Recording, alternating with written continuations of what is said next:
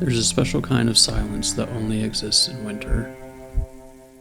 It isn't just the absence of noise, it's a dampening weight, a suppression in the air.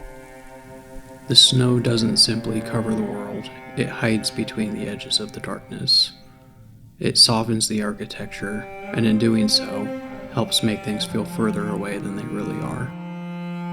In 2008, Tomas Alfredson gave us Let the Right One In. 2 years later, Matt Reeves responded with Let Me In. To view these merely as a foreign film and a remake is to miss the point entirely. These are two different nightmares born from the same dream.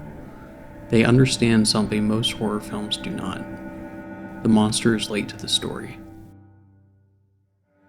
By the time the vampire arrives, the children are already bleeding, both emotionally and psychologically. The vampire doesn't create their loneliness, but rather recognizes it. We're not here to recount the plot, though. We're here to ask what happens when the snow melts, and see what was buried underneath in the darkness. Let's talk about the victim before we talk about the monster. He sniffs, constantly, a wet biological tick. He doesn't just practice violence, he rehearses it. When he stabs the tree, whispering the insults, he isn't playing.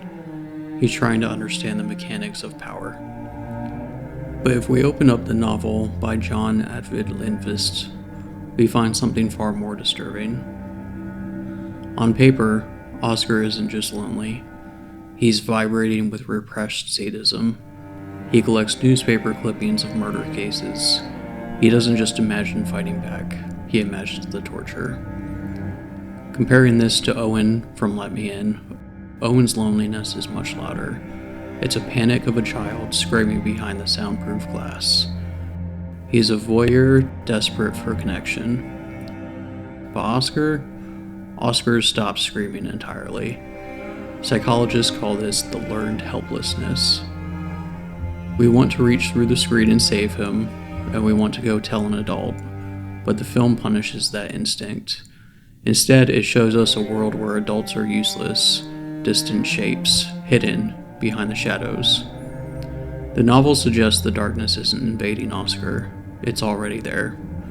He's a boy who arguably becomes a monster himself, long before he needs one. I'm 12, but I've been 12 for a long time. Lena Lee Anderson's Eli is not a child.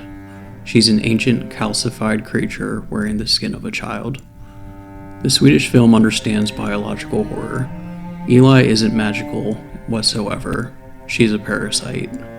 She sits hunched like a gargoyle, and she smells like an infected bandage or soil from the old earth from long ago. And then there's the gender. In the film, it's very much implied, but in the book, it's explicit.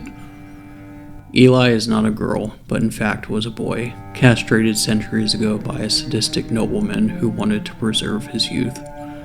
This detail is obviously horrific, but essential to the story. This isn't Romeo and Juliet. These are two mutilated things, one physically and one psychologically, recognizing the damage in each other. Chloe Grace Moretz's Abby is a tragic angel who wants to be a human. Eli, on the other hand, has almost forgotten what a human is. We focus on the children, but we ignore the ghost at the table. Håkan, the quote-unquote father of the story. He's not her true blood-related father, and he's certainly not a Renfield, but he is a prophecy. Håkan was once Oscar. 40 years ago, he was the boy on the jungle gym. He gave up his sunlight, his friends, and his very life to be her protector. And his reward is to be discarded the moment he becomes too slow and too old. The film grants him mercy of death, but unfortunately the novel does not. In the book, he returns as a rotting, mindless zombie that stalks Eli.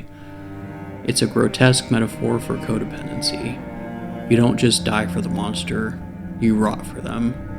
You lose your mind, your humanity, and even your soul. And still, after everything, you cannot let go.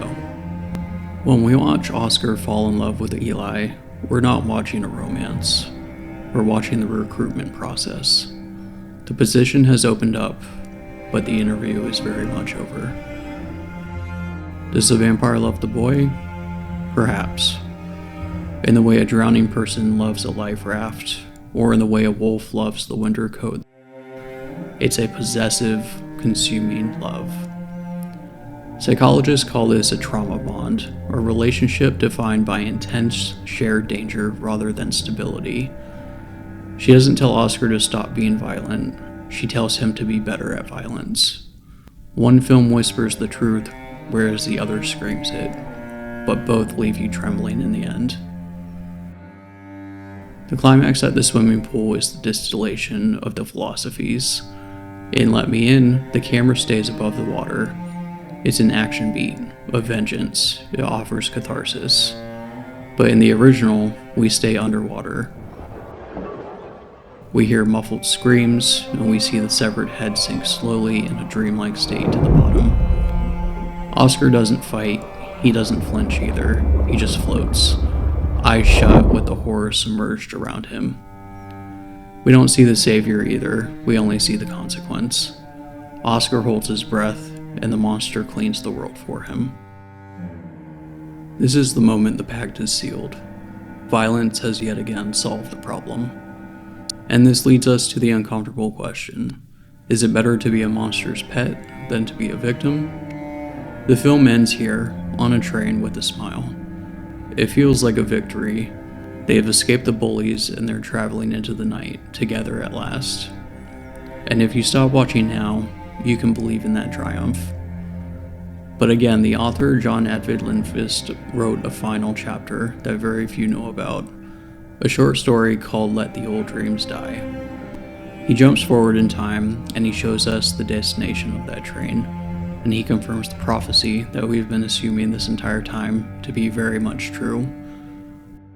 Oscar is still there, but the boy is gone. He's now a middle-aged man, a drifter, a killer. He spent 40 years draining bodies to feed a child who will never grow up.